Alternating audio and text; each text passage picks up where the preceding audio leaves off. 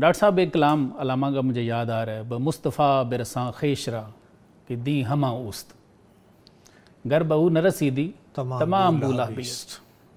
فرماتے ہیں کہ اپنے آپ کو ذات محمد صلی اللہ علیہ وآلہ وسلم تک پہنچاؤ، اس لیے کہ سارا دین تو وہ خود ہیں۔ گر بہو نہ رسیدی تمام بولا بیست۔ تو اگر وہاں تک نہیں پہنچے ہو تو پھر سمجھ جاؤ بولا بھی میں کھڑے ہو۔ تو سر ذات محمد صلی اللہ علیہ وآلہ وسلم تک پہنچنا یہ علامہ کا پیغام ہے، ہم کیسے پہنچے سر؟ کیا طریقہ ہے؟ دیکھیں اس کا طریقہ کار تو حضرت علامہ نے اسرار خودی کے اندر خودی کے وصول کے 3 مراحل بتائے ہیں۔ ٹھیک ہے۔ اگر ہم ان تینوں مراحل کو دیکھیں تو آپ نے جہاں سے تمہید کا آغاز کیا تھا وہ ساری چیزیں اس میں آ جاتی ہیں۔ پہلی چیز آپ نے فرمایا کہ اطاعت۔ بالکل ٹھیک ہے۔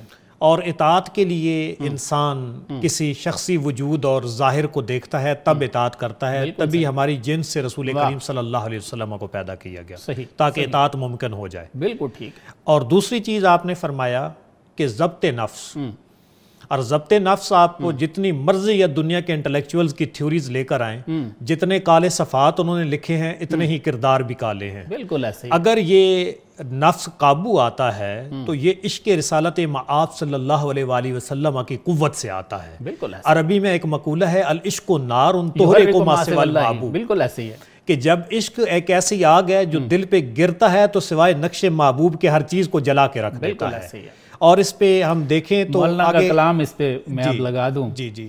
عشق آن شعلہ است کے چون بر فروخت، آپ فرماتے ہیں عشق وہ آگ ہے، وہ شعلہ ہے کہ جب یہ جل اٹھتا ہے، ہر چیز جز معشوق باقی جملہ سوخت، معشوق کے علاوہ جو کچھ ہوتا ہے گیا سارا محبوب سب کو جلا دیتا ہے۔ بالکل ایسے ہی۔ تو اس کے بعد جب ضبط نفس ہو جاتا ہے تو انسان کے اندر یہ جو طاقت موجود ہوتی ہے، پھر بندہ جس منصب پہ آتا ہے اسرار خودی میں ہی نیابت الہی آپ نے دیا ہے۔ تو میرے خیال میں آج پورا سلیبس ڈیفائنڈ ہے اسرار خودی اور رموز بے خودی میں، کہ پہلے خودی کے عرفان کے لیے وہ چیز کیا ہے، وہ رسول کریم صلی اللہ علیہ وآلہ وسلم کی اطاعت ہے، اسوہ۔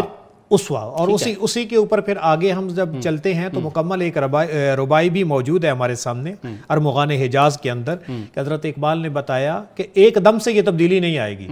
کوسچن یہ ہے کہ ہم اپلائیڈ بھی دیکھیں نا پریکٹیکلی کیسے، کہ پہلے دن ہی بندہ نقطہ عروج پہ نہیں پہنچتا، اسلام کے اندر تدریج کا پہلو ہے۔ بالکل ٹھیک ہے۔ مثلا ربا کی حرمت آئی، تدریج کے اندر آئی، کسی سے یہ کہاں جان چھوڑتا ہے۔ شراب کو ختم کیا، تدریج کا پہلو آیا۔ تو یہی کہا بمنزل کوش مانند ماہ نو، کہ تاریکیوں کے خلاف بغاوت جب کی چاند نے تو وہ ماہ نو پہلا ایک ماتھا دکھاتا ہے، بالکل ایسے ہی، اور اس کے بعد آہستہ آہستہ درین نیلی فضا ہر دم فضوں شو، سبحان اللہ، اس نیلی فضا کے اندر ہر دم چڑھتا جا۔ آگے کہتے ہیں مقام خیش اگر خواہی درین دیر، اگر اس دنیا کے بتقدے میں اپنا مقام چاہتا ہے، جو آپ نے فرمایا کہ کیسے ممکن ہے، تو وہ 2 ہی مرکز ہیں، بحق دل بند و راہ مصطفیٰ رو، سبحان اللہ، دل کا تعلق اللہ کی ذات سے، یعنی وہی جو خودی کے منائے جائے نا، اطاعت، اور اس کے بعد ضبط نفس، نیابت الہیہ۔ تو پہلا آپ نے فرمایا کہ کسی کو دیکھنے کے بغیر، کسی کو سامنے ماڈل رکھنے کے بغیر وہ نہیں آتا۔ تو وہ حدیث شریف میں اگر یہاں پیش کروں تو اس پہ کچھ تبصرہ فرمائیں، انا مدینۃ العلم وعلی بابھا، کہ میں علم کا شہر ہوں اور علی اس کا دروازہ ہے۔ تو اگر آپ دروازے سے گزرو گے تو آگے شہر نبی ہی ہے، شہر نبی موجود ہے، ایسے ہی ہے۔ وہ راہ مصطفیٰ رہو، اگلی جو دوسری بات آ رہی ہے وہ یہی ہے کہ وہ راہ مصطفیٰ ملے گا کہاں سے، وہ اسی راستے سے ملے گا، عاشقان اوز خوباں خوب تر۔ تو رسول کریم ایک ایسا مرکز ہے، ہدایت کا ایسا سورج ہے کہ جنہوں نے ہر ایک کو اپنی شعائیں بانٹی ہیں۔ کسی کو صدق و صفا کے اندر صدیق اکبر بنایا ہے، کسی کو عدل کے اندر فاروق اعظم، اور کسی کو معدن حیا عثمان غنی، اور کسی کو شجاعت کا پیکر مولا علی شیر خدا کی صورت میں بنایا۔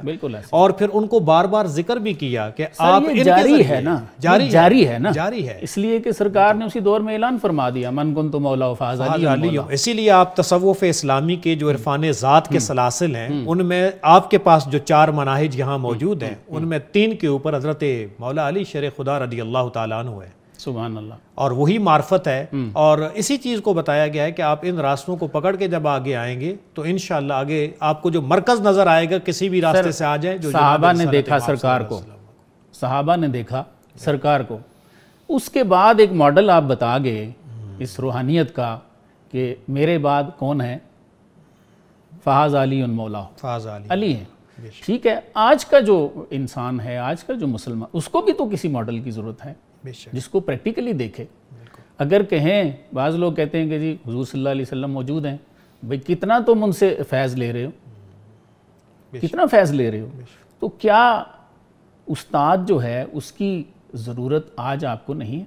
ہر بندے کو ہے ضرورت ہے۔ تو آج کا جو آپ کا کوئی بھی نیک آدمی ہے، اس کی صحبت آج آپ کے لیے اتنی ہی ضروری ہے جیسے صحابہ کے لیے سرکار ضروری تھے، ٹھیک ہے جی، بعد والوں کے لیے علی مرتضیٰ ضروری تھے۔